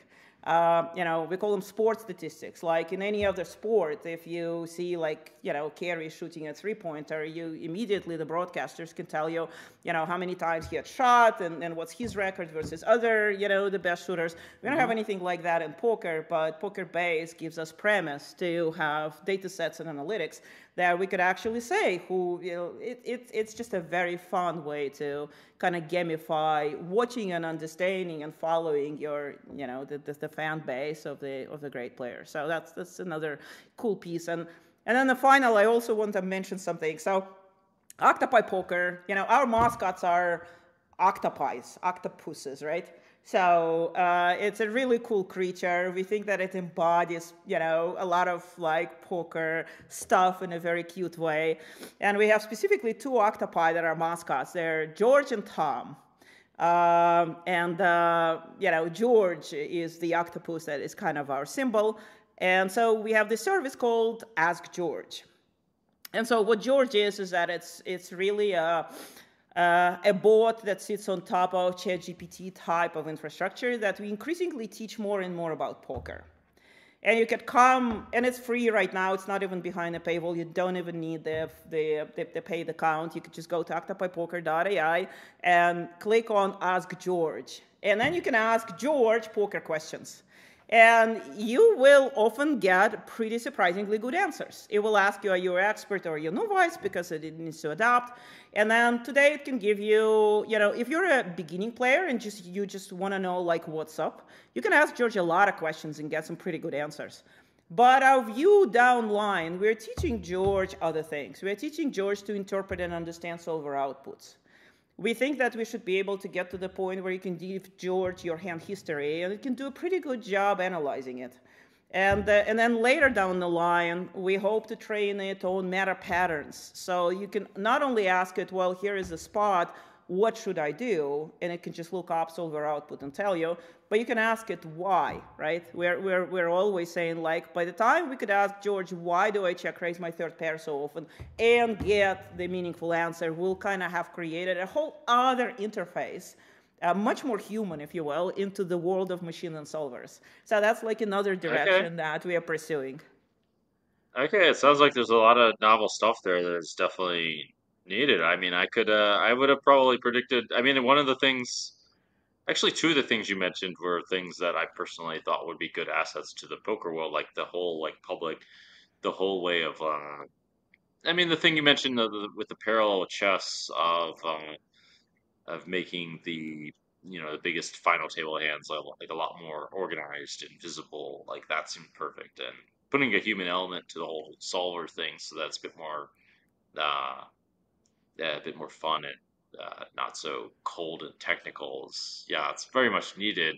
Related to all this, I mean, this seems like some novel stuff, really. Like, I'm really curious to see how this works out. Well, I hope so. And I hope so. We're definitely not trying to replicate like yet another Paya in, well, looking thing in another package. We're really trying to rethink I'll like be what really. does it really means to bring poker community together, and what does it mean to like apply latest greatest breakthroughs in technology to make this whole collective poker journey of us as a community just more fulfilling, more fun, and ultimately grow the game. Yeah, well, I'm on board with all that. I mean, there's a bit of an elephant in the room, or an octopi? No, more of an elephant in this case. That's kind of nagging at me, and it's a topic that it's really related to one of your focuses. It's this concept of like how are we going to get better at poker and like get better through technical skill and all that is kind of oops is kind of beaten to death. Like I've seen some really powerful tools coming out. I mean, you're working on those yourself, and like that's your focus and whatever. You're working on Octopi Poker. In my head, I'm thinking, okay, well, like, where's this money going to come from these people? And this is where this idea of like, okay, how do we actually find a way to focus on getting more people into the game or getting more money into the game somehow, because if it's like the competition's really stiff, the Hmm. margins get smaller and smaller. And I'm wondering, well, what's going to happen to all this? This is going to be a bigger discussion. But I do want to talk about how this a particular focus that you have to do with bringing women into the game, because this is Yeah, part of the bigger discussion. Is like, it's 90 what like 7% men or 99% men or something like it's ignored. ridiculous. It's ridiculous. Well, I have some thoughts on this, but I don't 100% understand what is actually going on at the ground level. I do see some insight because I know some girls that do play, and I'm curious to hear your thoughts because like a lot of girls that play, with your involvement with Poker Queen, and wasn't there something else that you were involved in? Pocket queens. As Pocket queens. Pocket Yeah, Queens. we. Excuse me. Yes. Okay. No So, what are your problem. thoughts on this subject? I have one major thought, but Yeah. that looks to be an insight into the psychology of how people work, and I think it's really relevant to why women don't necessarily play. Although I'm not 100% sure. I think it'll be a bit of a major shift in order to fix, for a handful of reasons. But I want to hear what you have to say. Yeah, so I'll give you a little bit of a backstory on actually Pocket Queens, another wild thing that happened somehow serendipitously as part of this my fairly wild adventure in poker. So rewind about a year and a half ago. I am 6 months into poker. It's World Series of Poker 2022. And before that event, I get a message from some women who say, there's a ladies event, like 1K ladies event that always happens as a World Series, and to put $1,000, and we'll talk more about this because I think there are very clear economic barriers for more women coming to poker. Give me 1 second. I'll Hello? talk, but I'll also charge my laptop.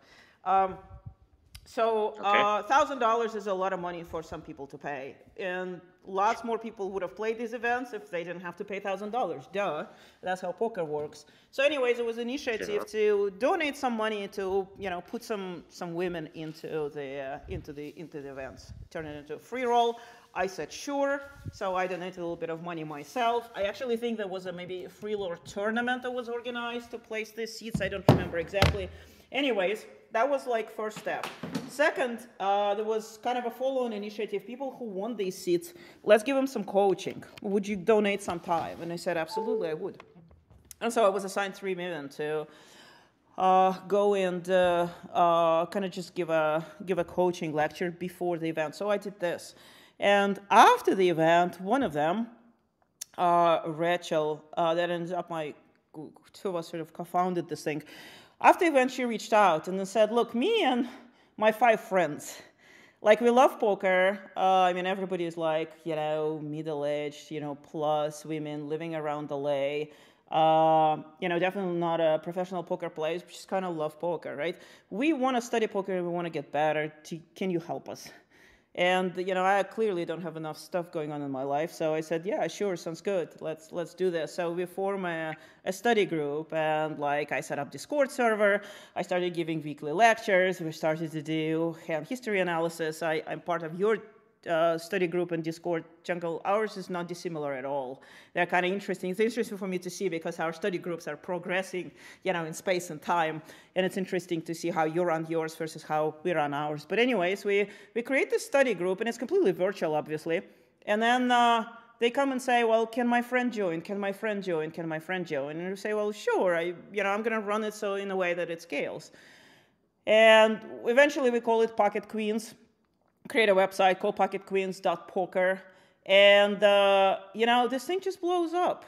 And now we have, I don't know, I can't keep track, 400 or 500 members, and it's just growing every day. And it's just this network, global by now, of women that are in poker that are united by one theme. They just want to study and get better. It's a classic study group.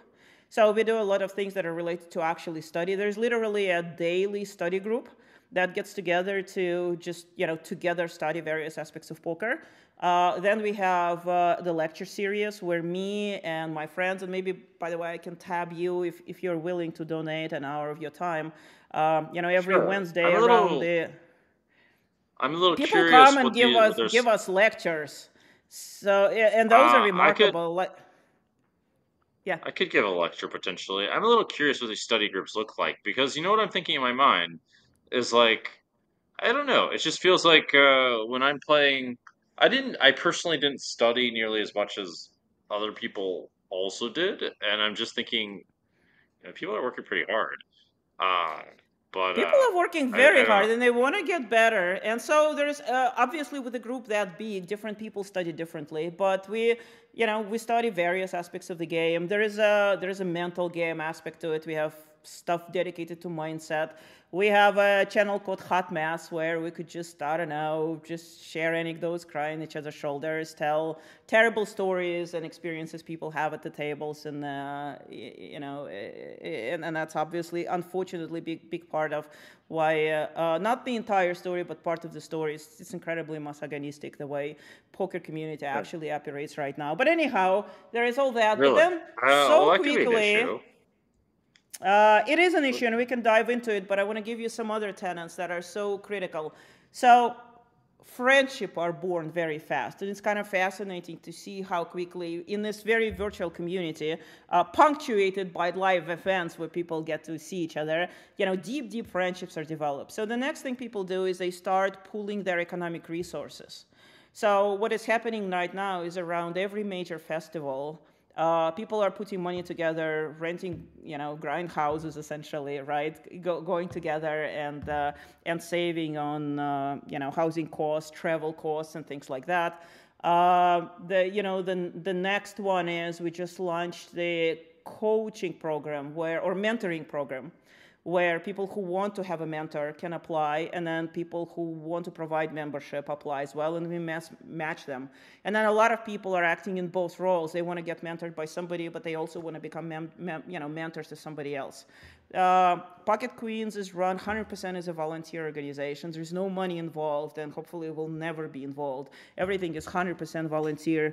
But it's also maybe one of the best run organizations I've ever seen. I mean, it's run better than most of the companies I've ever come across, because our members are all incredibly competent professionals in other fields. So we have people who have professional marketeers and financial and lawyers and whatever. So leaders of organizations. So it's really, really incredibly cool community. Cool.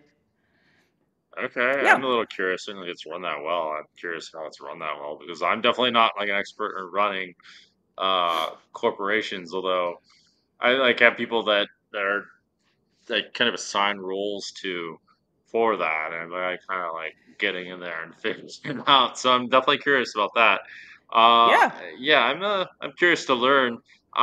So what is it that you think would get more women in? It does make sense to me that a group like this would blow up, because perhaps all these women feel quite isolated, and they're like, shit, well, exactly. That's precisely it. Well, the biggest power of this thing is the power of really, I can't find it any other way is to say you find your tribe. Like magical things happen when you find your tribe. It's very hard to find your tribe. On a personal journey, I could say that that's probably why poker is so meaningful to me, is that I've tried all these different things, right? I've been in chess, and I've been in science, and I've been in tech, and I've been in mountaineering. I actually never found that, like, on a personal level, I found people in those industries to be my tribe. Somehow I come to poker, and all of a sudden, people such as yourself, and I just feel like I'm part of the tribe that is my tribe. That's definitely a personal magic and kind of a late gift in life.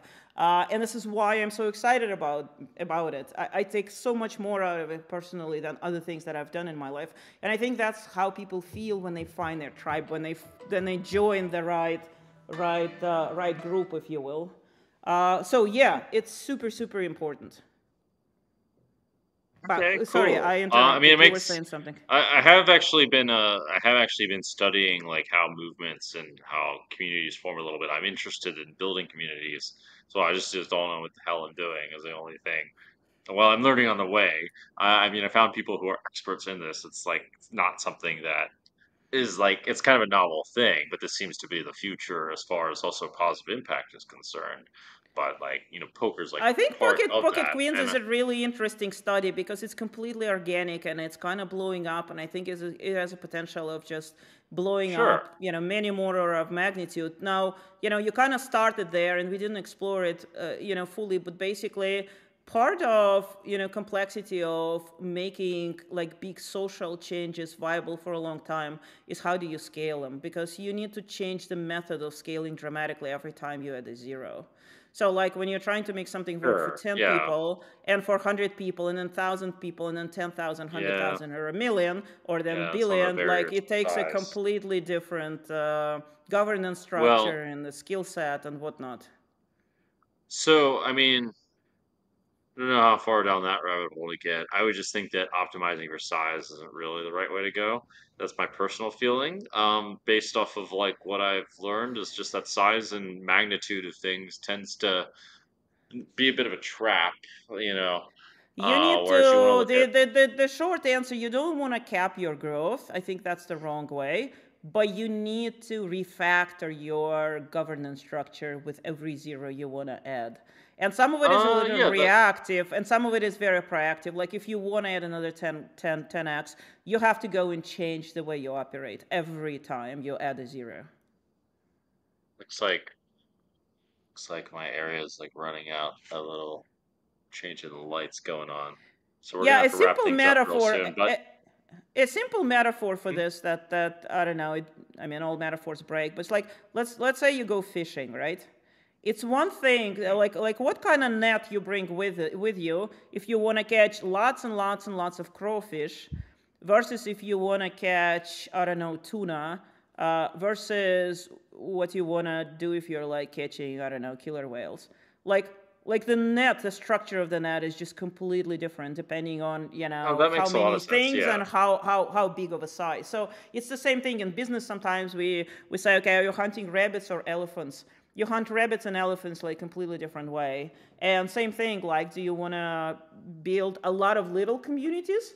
Or do you want to build like one flat but like a giant community or whatever? Just very different methods. Yeah. No, 100%. One thing I want to say is this is where it gets into the topic of branding and like marketing and all this stuff too. And like this is where like information just goes. Let's just let's wrap things up with like this whole concept of like what is it that would bring women to the poker world? Like what is it that's missing? What is it that there needs to be more of? What it needs to be removed? Blah blah blah. What are those things? Okay, what do you think? So I'll start by saying I don't know, and nobody really does. It's a really hard problem to even put your finger on. And I would say one of the things that need to happen, and this is important, we actually need to put some resources towards finding the answers. And for that, you need data. We don't have data that we can analyze. So I would say that one of the things that need to happen, we actually need to put effort to create industry-wide surveys and start capturing data. One of the things that I would want to see is some collaboration with tour operators where we actually start getting the database, reliable database, global for different events, for different buy-in levels, for different structures. What is the women participation? Because it varies wildly. And we need to start by knowing, in order to control and grow anything, you have to operate with data. We have none. Tour operators does not report sex at all. So you actually do not know percentage of women that play. Like, that's the first thing that needs to get fixed. And we need to start getting data year over year. Where is the reality of women participation? And after that, you could do a lot of surveys to try to point out and survey men, survey women, and start getting a sense for what are the barriers. And you could apply a lot of marketing existing methodology. It's just somebody has to pay for it, and it has to be done professionally. And then we will start actually getting some answers that none of us really knows beyond anecdotes, if that makes sense. I'm legit curious how this is gonna work. It's funny because it's like we gotta get even nerdier to figure We out gotta what's get nerdy. I mean, hard problems require, require nerds. I require mean, some that's how it's serious fixed nerds. everywhere. And we need, but I mean, we have the nerds. That's not a problem. It's more like resolve, funding. Have It the has to be run nerds. professionally, right? I mean, it's all solvable. We just Yeah. have to, somebody has to care enough to start organizing, resources around that. So that's one. Anecdotally, it's clear that there are some things that are badly broken. And number one thing is, I don't know if it's number one thing. One of the facets is that let me just say this, I have seen industries change from being hugely male dominant and very misogynistic to much less so. Talking about Detroit in 90s, which is where I, came up professionally. Really? I mean, I was Okay. often the only woman in a room, right? Oftentimes, 50 people, I would be the only woman, half the age of everybody else, and all the people in powerful positions were men. All the real decisions, where decisions are made in Detroit, on a golf course. People go play golf. It's extremely closed environment. If you're not invited to go play golf with them, you will never be exposed to even opportunity to participate in the decision making. There's all these power lines that are not official in any way, but these are all boys clubs, which will never invite a woman to go play to play golf with them. And if you're not playing golf, you'll never be part of the park club. And that's not something that is understood at all. So whenever you have an environment that has a dominant, there's a majority, and there is all kinds of social interactions of the majority, and then the minority people trying to come in through and break the ceiling, they're never invited. They're not part of the conversation. And every time you see somebody who's been successful breaking glass ceiling, that's because something happened in the life of this person. You start seeing he had a powerful mentor. And that mentor actually, broke the back doors and brought these people in the room where normally they wouldn't have even a chance to develop their leadership skills and be taken seriously.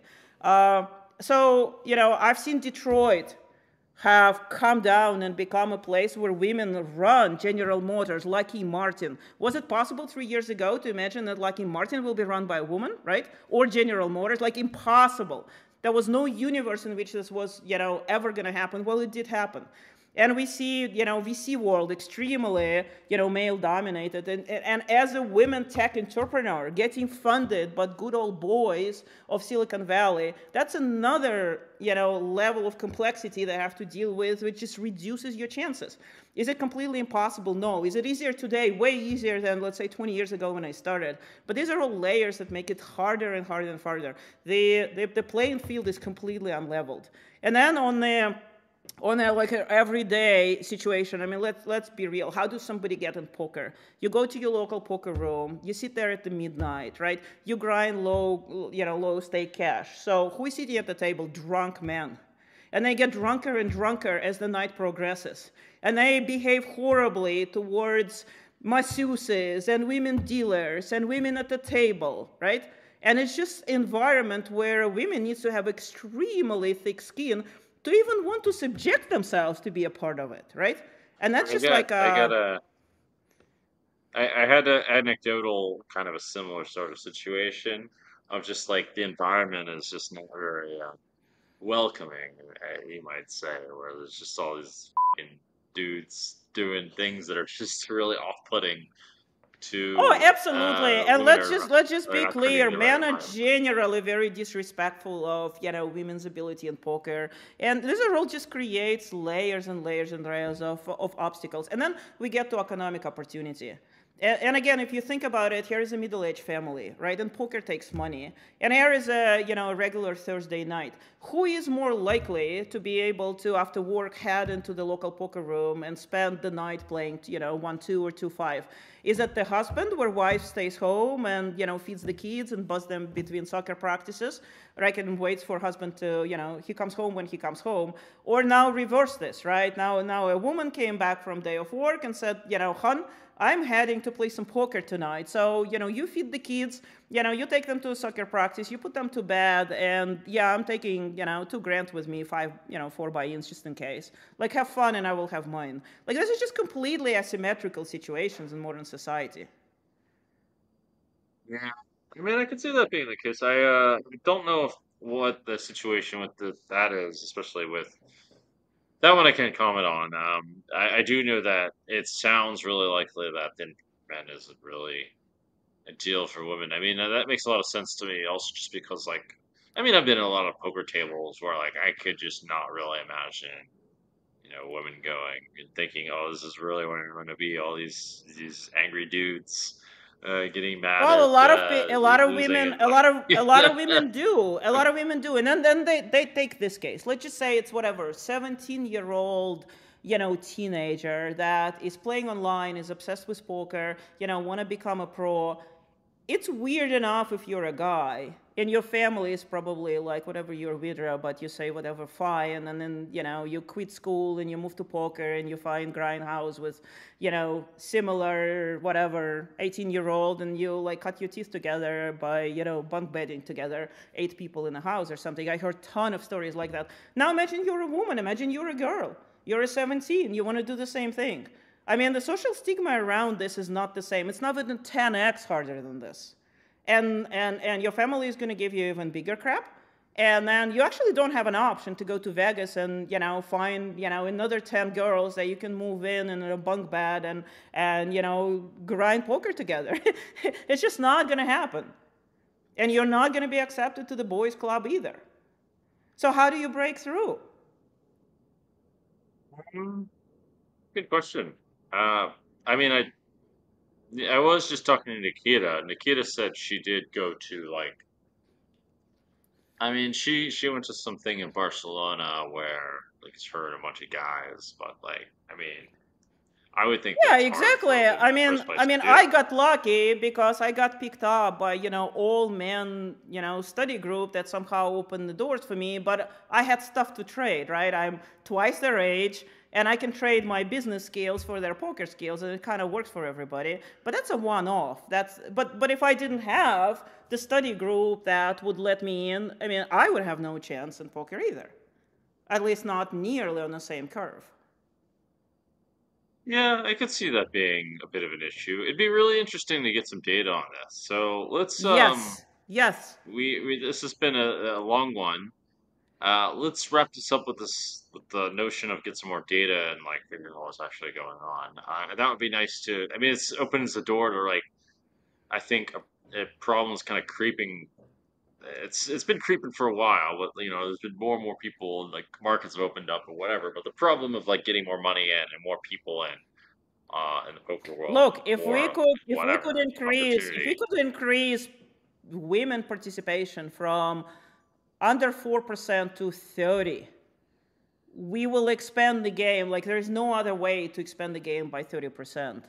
I'm all for that. Easier I'm than this. tired of being surrounded by dudes and being asked about hand histories and all. They're always the best 5 players you played against, or what other generic question you wanna Good. throw at Let's me. join forces and try to solve this problem.